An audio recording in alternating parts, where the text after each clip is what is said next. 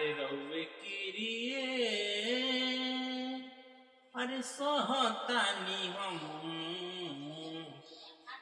ए राजा कहियो माउर खाके मर जाई। अरे पियल ना छोड़ब त कुछौ कर जाई।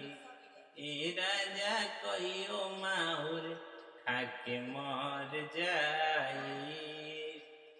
पियल ना छोड़ब त कुछौ कर जाई।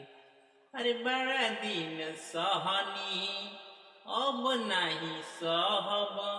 आवतानी पी के रोज अम्मा जी से कहब हो अब चुप रह।